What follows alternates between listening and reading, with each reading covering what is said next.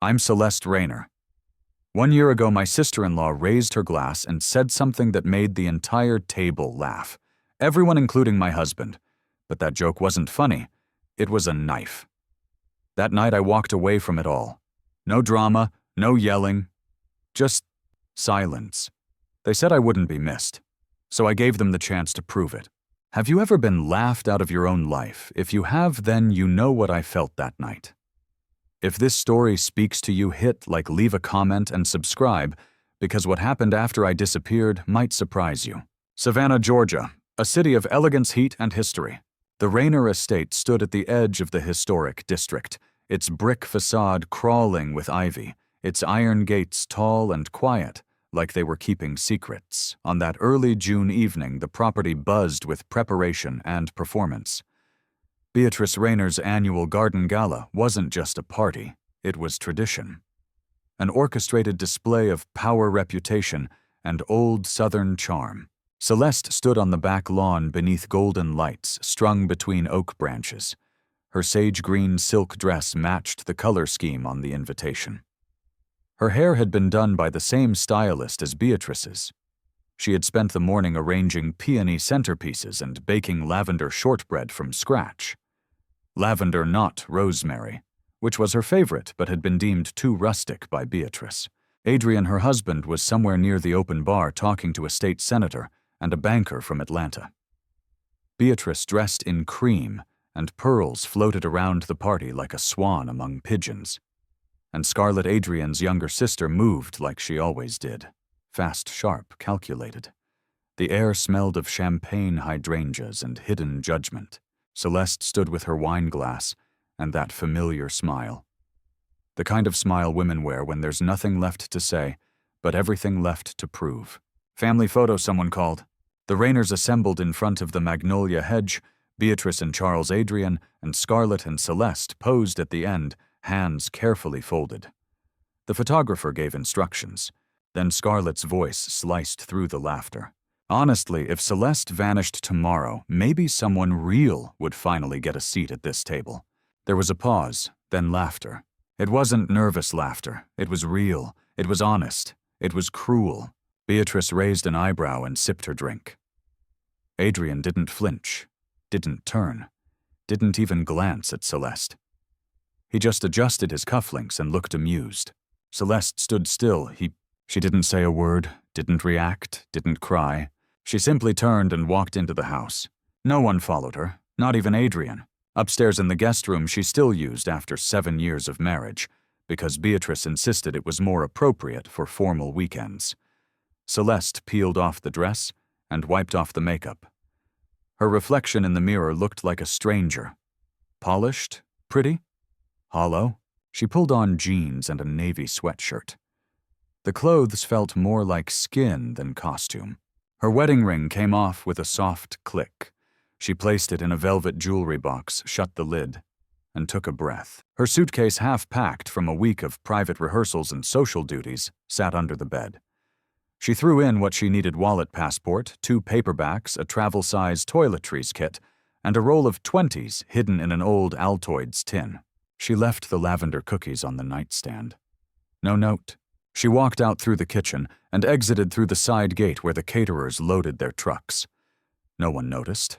No one asked. Everyone was still laughing. The heat clung to her skin as she stepped toward her dusty blue Volvo, the one Adrian always asked her to park out of sight. By the time anyone realized she was gone, Celeste was already driving across the Talmadge Bridge, her fingers loose on the wheel, the lights of Savannah shrinking behind her. She didn't look back, and she never would. The drive from Savannah to Asheville took nearly 6 hours, but it felt like crossing centuries. Gone were the columns, the manicured hedges, and the layered expectations of old money. Instead, Celeste found herself surrounded by forests and winding roads, the city slowly giving way to mountain air and soft mist. She arrived just after 9 a.m., her eyes gritty with fatigue, her chest hollow with adrenaline. The GPS led her to a narrow street near downtown, lined with old brick buildings and planters overflowing with rosemary and thyme. She parked in front of a small café called Finch and Fern. The wooden sign was weathered but charming. In the window, a chalkboard read, "Bakers Wanted." Must love early mornings and cinnamon. Celeste stared at it for a long moment. She hadn't planned this far. All she knew was that her friend Janelle had moved to Asheville 2 years ago, and had once said, "If you ever need to disappear, this place will treat you kind." So she called. Janelle picked up on the second ring. "Celeste, I'm here," she whispered. 20 minutes later, Janelle appeared in yoga pants and an oversized hoodie hair pulled into a messy bun, eyes wide and brimming with disbelief and instant loyalty. They embraced without questions. Janelle didn't say, "What happened?" or "Are you okay?" She just said, "You can stay with me. I have a guest room and strong coffee." Celeste nodded, swallowing down everything she wasn't ready to say. Over the next few days, she barely left the apartment. She slept. She ate toast. She stared at the ceiling while Janelle left for work. She didn't tell her what had happened at the gala. She didn't say Scarlett's name. She didn't mention Adrian or Beatrice, or how the sound of laughter now made her jaw clench. On the fourth morning, she wandered back to Finch and Fern. The same sign was in the window. She stepped inside. The scent of clove and sugar hit her first, followed by the clatter of metal trays and the low hum of indie music. Behind the counter stood a woman in her 60s, hair coiled into a bun like a crown. She wore a flour-dusted apron and a sharp expression. "You hear about the baker job?" the woman asked. Celeste hesitated. "I don't have a resume. Or experience." "You got hands?" "Yes. You wake up before the sun without complaining." "I can. You know how to listen and not make everything about you." That made Celeste blink. The woman gave a small shrug. "I'm Maeve. I don't care where you came from. You mess up my croissants, you're out. You want to learn, I'll teach you." Celeste nodded. "I want to learn." Maeve handed her a spare apron and pointed to the back. For the first few weeks, Celeste mostly observed. Maeve didn't say much. She showed her how to fold butter into dough, how to feel for softness in bread that indicated overproofing. There were no compliments, but there were no criticisms, either only the quiet rhythm of work. Every night Celeste went home sore and exhausted, her fingers raw from dishwater, and her hair smelling of yeast. And for the first time in years, she felt still. No makeup, no pearls, no performative smiles. Just flower fatigue and the slow rebuilding of a self that had been chipped away. She used her middle name at work. No one knew she was married. No one asked. She was just Celeste Quinn, the quiet woman who always showed up early, stayed late, and stared at the rising dough as if it held a secret language only she could read. Maeve watched her. Not with suspicion, but with the eyes of someone who'd seen other broken things reassemble themselves through repetition and heat. One night as they locked up, Maeve handed her a set of spare keys.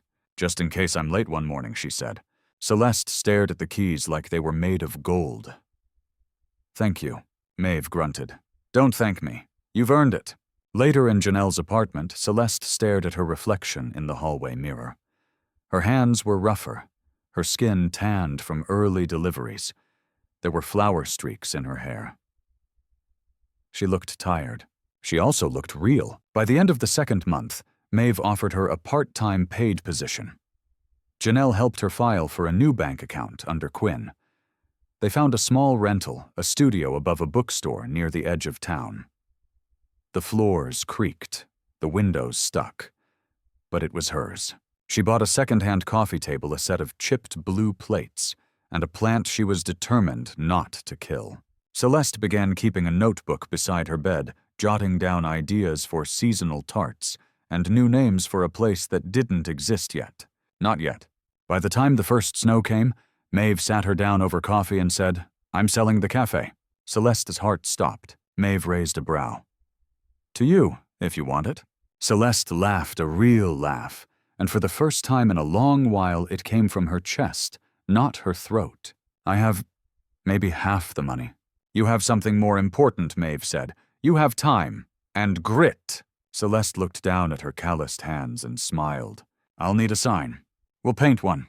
The bell above the cafe door jingled with its usual delicate chime. It was a Wednesday morning, cold and wet outside, the kind of drizzle that soaked you before you noticed. Celeste stood behind the counter apron, dusted in flour, a tray of honey lavender scones cooling on the rack behind her.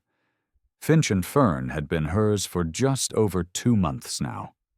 The old name remained for now, but everything else from the recipe cards to the playlist bore her fingerprints. She had just passed a fresh cup of coffee to a regular when she saw him. Adrian, her husband, former, technically, though the paperwork was still unsigned. He was standing in line, shoulders tense in his tailored coat, scanning the overhead menu like it was a stock report. His hair was a little longer, his jawline a little sharper. The phone in his hand buzzed. He silenced it with a swift flick of his thumb. Celeste's heartbeat shifted. Not spiked, just altered.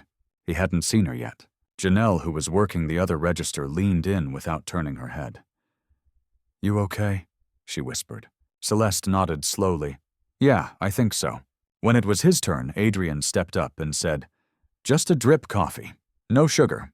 His voice, familiar, foreign. Then his eyes lifted. And everything else, the rain, the music, the scent of cinnamon and toast, dropped away. Celeste. She didn't flinch. She didn't smile. "Good morning, Adrian," she said quietly. "It's Quinn here. We go by first names only." For a second, he looked like someone had struck him. Not with pain, with recognition. "You own this place." She nodded once. He looked around. Slowly.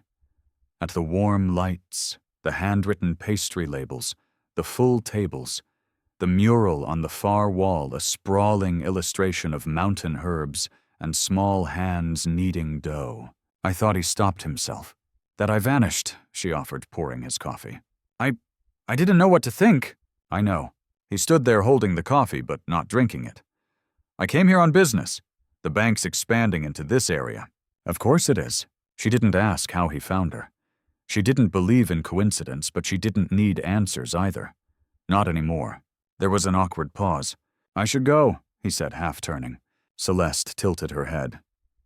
"You came all this way. Might as well sit. If you're not in a rush." He looked back at her. "Really?" She nodded toward a table in the corner. 10 minutes, that's all I've got." Adrian sat stiffly, as if the wooden chair might break beneath him. Celeste brought over 2 coffees, his and hers, and a plate with 1 still warm scone. She didn't ask if he wanted food. She didn't need to. He never liked sweets in the morning. He picked at the edge of the napkin. "You look different." "I am." He nodded like he'd expected that, but didn't know how to feel about it. "I still don't really understand why you left," he said. "No," she replied. "You don't. Because when I left, you didn't ask. You called, texted, left voicemails, but not one of them asked why." He blinked. "I thought you needed space. I needed dignity." Adrian shifted, embarrassed. It was Scarlett's joke. It wasn't just the joke, she interrupted gently. It was everything that came before it. Everything that came after. "You laughed, Adrian. And you didn't look at me not once to see if I was okay." He looked down at the table, silent. "I don't hate you," Celeste added after a moment. "But I can't be part of a world that only sees me when I'm gone." He reached for his cup but didn't drink. "Are you happy?" The question landed like a feather and a brick both at once. She looked around. At the kitchen door swinging, at Maeve in the back kneading dough, at the warmth of steam curling in sunlight, at Janelle laughing with a customer, at the chalkboard that read, "Made with memory." "Yes," she said. "For the first time in a long time I am." Adrian nodded. "Then I'm glad." There was sincerity in it. Not regret, not bitterness, just a letting go. She stood. "I've got to get back to work." "Of course." He stood too. She watched him hesitate, then leave. He didn't turn back. And she didn't need him to. 2 days after Adrian walked out of her cafe, Celeste was arranging croissants in the glass case when she saw the luxury SUV glide up to the curb. Dark. Sleek. Plates from Georgia. Her breath didn't catch. Her hands didn't shake. But something in her spine settled like a dancer slipping into a final pose she had rehearsed her whole life for. The door opened. Scarlett Dorsey stepped out tall and deliberate in heeled boots that didn't belong on these cobbled sidewalks. Her red coat matched her lipstick. Sunglasses. Hair pinned back in a way that demanded photographers. She walked in like the room owed her acknowledgement. It didn't. The cafe was full, not packed, but alive with students, artists, local couples. No one looked up. No one whispered. She hesitated just inside the door. Celeste didn't speak. Scarlett removed her sunglasses, looked around, and approached the counter slowly. "Celeste," she said. Celeste didn't correct her. Scarlett offered a tight smile. "Nice place." Celeste placed a final scone. "Thank you." Scarlett glanced at the chalkboard menu as if she'd ever eaten carbs in public. "I'll have whatever's most popular." Celeste nodded and turned without a word, pouring a coffee and sliding a warm cinnamon bun onto a plate. She returned and placed it gently before her. Scarlett pulled out a small wallet. "Do you accept cards?" "First one's on the house," Celeste replied. A pause. Not the gracious kind. Scarlett didn't sit. She picked up the plate, and Coffee walked to a window table and stared out, as if the world owed her explanation. Celeste returned to wiping down the counter. 10 minutes passed, then 20. Finally, Scarlett stood and came back up. Her voice was quiet this time. "I didn't think you'd actually disappear," she said. Celeste kept cleaning. No one did. Scarlett set the empty cup down. "You left quite the impression, though. Beatrice hasn't hosted a party since. That must be heartbreaking for her." Scarlett stared. "You're different." Celeste looked up now. "Yes, I am." Scarlett lowered her voice. "What I said that night, it was just a joke." "No," Celeste said softly but firmly. It was a pattern. The joke was just the final stitch in a long unraveling. Scarlett flinched not visibly, but something behind her eyes shifted. Her voice dropped further. "You think I'm awful? I think you're used to being the loudest voice in rooms that let you be." Celeste leaned forward. "This isn't one of them." Scarlett exhaled slowly. "I don't want my child to grow up with that same voice." Celeste blinked. "You're pregnant." Scarlett nodded. 7 weeks? No one knows, not even Adrian. That landed heavier than Celeste expected. "I came here because—" She paused, searching. "I needed to see what leaving looked like in case I ever need to." Celeste studied her for a long moment, not with judgment, but with something colder clarity. "You came to see if I regretted it," she said. "But I didn't leave to hurt anyone.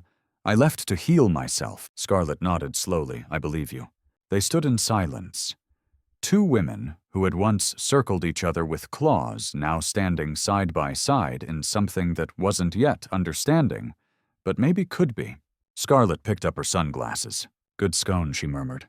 "Thanks," Celeste said. "It's rosemary, my favorite." Scarlett smirked, the first genuine expression she'd worn all morning. Then she turned, pushed open the door, and disappeared into the rain. This time Celeste didn't feel like she was the one vanishing. It was a Sunday afternoon, 2 weeks after Scarlett's visit. The cafe had just closed for the day.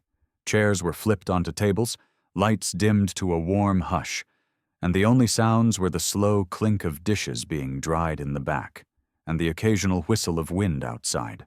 Celeste had just tied a knot in her apron strings when the door creaked open. She didn't even need to look. Adrian stepped in quietly, holding a single white envelope. She waited. "I didn't want to send it in the mail," he said. She nodded once.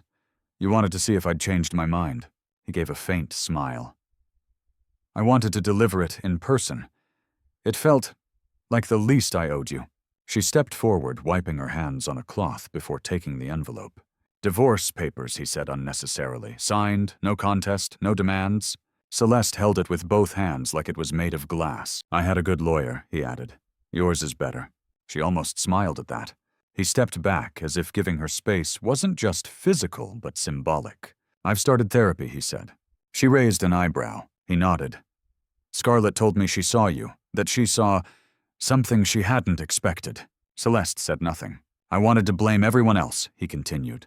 "Scarlett, my mother, the house, the family, but I let it all happen. I let you shrink yourself for our comfort." She took a slow breath, then asked softly, "And what have you learned? That love without respect is just decoration." For the first time, that old version of him, the boy she fell in love with in law school, flickered in his face. But the woman who once adored that version of him was gone now.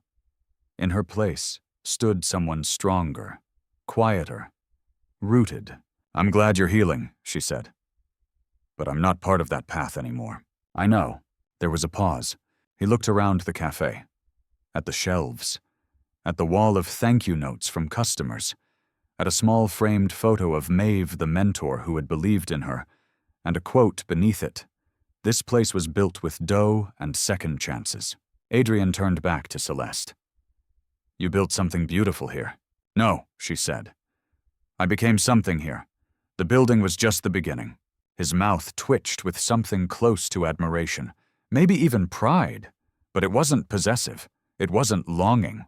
It was simply recognition. He reached into his coat one last time, pulled out a small box and opened it. The engagement ring. Not the massive family diamond Beatrice had insisted on upgrading to, but the first one. The simple one. The one he had given her when it was just the two of them in a parking lot during a thunderstorm. "You should keep it," he said. "You loved it once." Celeste reached out and closed the box gently. "I did. But that woman doesn't live here anymore." He accepted that, quietly. They stood for a moment in the kind of silence that doesn't need to be broken. Then he said, "Take care of yourself, Celeste." "You too, Adrian." He turned and left the bell on the door jingling softly. She stood still for a moment, envelope in hand, ring box on the counter. Then, with calm certainty, she walked to the back, tucked the envelope in her filing cabinet, and placed the ring on a shelf beside Maeve's photo. Not as a memento, not as grief, but as a marker, the last weight she would ever carry for someone else. Spring arrived in Asheville like a promise fulfilled, soft light open windows, and the scent of warm dough mixing with honeysuckle. Finch and fern had grown. What started as a quiet cafe with second-hand furniture and inherited recipes had become a place with waiting lists for weekend brunch, regular features in local magazines, and a bakery menu that rotated monthly, always with something unexpected, always with something personal. Celeste now had a full team. Janelle ran the register and managed scheduling. A high school intern piped frosting like a pro. And in the kitchen, the newest hire was someone who didn't come from pastry school, but from a little bookshop down the street. Max Calder. He wasn't flashy. He wasn't loud. He wasn't anything like Adrian, and that was the point. He had walked in one rainy afternoon, holding a tray of donated books looking for a place to sit, while his store's heater was broken. He stayed for 3 hours, drank 3 lattes, and offered unsolicited commentary on the cafe's playlist. The second time he came back, he brought a copy of Letters to a Young Chef and asked, "You ever rid Bourdain with cinnamon rolls?" The third time he asked if she was hiring. He started as a dishwasher, but Celeste quickly realized he had a quiet sense of flavor, a patient approach to prep, and hands that moved like someone raised in kitchens, even if he'd never worked in one professionally. One evening after closing, Max had paused beside her at the sink, watching her line up ramekins for creme brulee testing. "You always look like you're solving a mystery when you bake," he said. She smiled. "Maybe I am." He didn't ask what the mystery was, and she didn't offer. That was why she trusted him. By summer, they began experimenting with a second location, smaller, cozier, tucked into a quiet neighborhood filled with artists and young families. Celeste funded it with her own savings. No investors, no leverage, no outside names attached. No compromises. One morning, she stood in the new space, bare walls and fresh paint smell surrounding her. Sunlight streamed through the large window. Max stepped in behind her, holding 2 coffees. "You okay?" he asked. She nodded. More than okay. She turned to face him, and for the first time since the night she walked out of the Raynor estate, she felt no echo of that pain. It was gone, not buried, healed. "I never thought this life was possible," she said. Max tilted his head. "Because no one ever handed it to you. Because I spent too long thinking I had to earn being seen." He didn't say anything. He didn't need to. He just passed her the coffee. "So what are we calling this place?" Celeste looked at the chalkboard on the wall where they'd brainstormed names. She picked up a piece of chalk and wrote 2 words, "Seen and served." She turned back to him and smiled. Later that night in the quiet of her apartment, she pulled out a journal.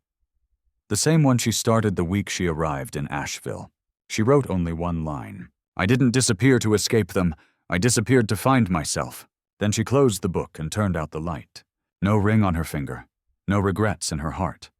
No ghosts in her kitchen. Only cinnamon, rosemary, and the scent of her own life rising.